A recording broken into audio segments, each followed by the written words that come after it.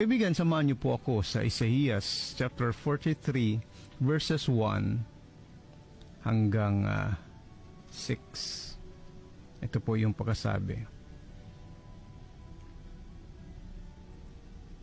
Israel, ito ang sinasabi ni Yahweh na lumikha sa iyo. Huwag kang matatakot sapagkat ililigtas kita. Tinawag kita sa pangalan, sa iyong pangalan, ikaw ay akin. Kapag dumaan ka sa malalim na tubig, sasamahan kita. Tumawid ka man sa mga ilog, hindi ka malulunod. Dumaan ka man sa apoy, hindi ka masusunog. Hindi ka matutupok, sapagkat ako si Yahweh, na iyong Diyos, ang banal na Diyos ng Israel, na iyong tagapagligtas. Ibibigay ko ang Egypto, Ethiopia, at Sheba bilang pantubo sa iyong upang ikaw ay makalaya.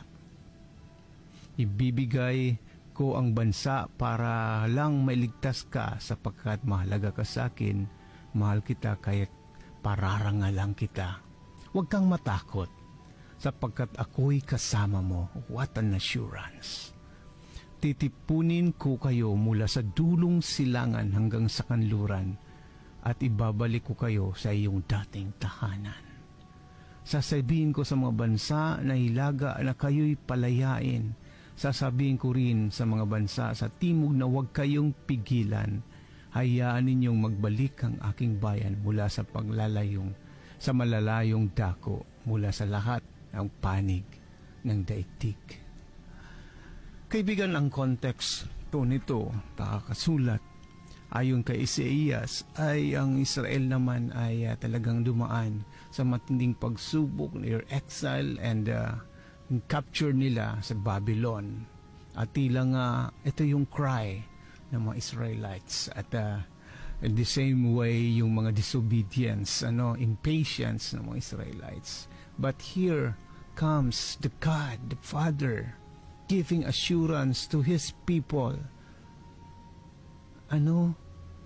Na hindi kayo exempted. Dadaan din kayo sa apoy, lulusong kayo sa tubig, pero ang mahalaga ay hindi kayo maano dahil kasama ko kayo. And God will restore your true identity. God will restore the land na prinames sa mga Israelites. And God gave them an assurance na saan man sila pumunta, huwag silang matatakot dahil kasama nila si Yahweh, ang Panginoon. In the same ways, kaibigan, ang assurance ng Panginoon sa atin ngayon. Hindi man tayo dumaan sa exile, sa captured ng anumang bagay, but in the same way, to the bondage of sins and the challenges we are facing, mga bagay na sa ating panawagan ay hindi nagiging madali dahil sa mga sitwasyon sa buhay, mga overwhelming situations, mga relasyon sa loob ng simbahan, mga kakulangan pinansyal. In the same way, the promise of God to the Israelites, God the same way saying to us, kaibigan, kung ikaw man ay nakikinig at nanonood, di ko man alam kung anong intensity, anong level ng pinagdadaanan mo. But God is telling you, sa paglapit mo, sa tunay na pagtugon mo sa Panginoon, sa pagpapakumbaba mo, sa pagtiwala mo at pagsurrender ng lahat ng ito sa Panginoon, He will rescue us. He will restore. And He will, give to us what is due according to His plans and timetable. Kaya kaibigan, isang paalala, kung mayroon mang tayong pag-asa, yan ay kumapit sa Diyos na buhay noon pa man hanggang ngayon. Kaibigan, ano mga ba ang pinagdadaanan mo ngayon? Ano nga bang tindi ng linulusong mo ngayon na tila nalulunod ka, tila natutupo ka ng apoy? Huwag kang matakot dahil kasama mo ang Diyos. Manalangin po tayo.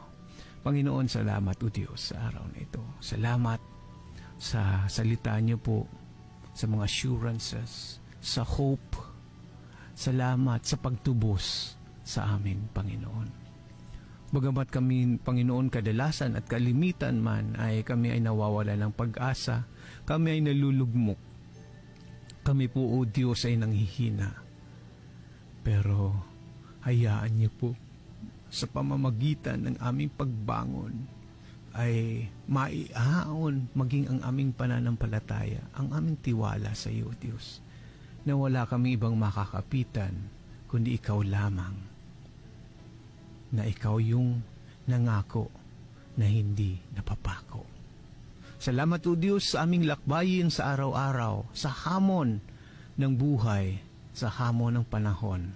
Iyaan niyo pong sumama sa iyong pagbangon, sa aming pagbangon na ikasama ka o Diyos. Salamat sa muli sa iyong papuri at pagtangi sa pangalan ni Jesus. Amen at amen.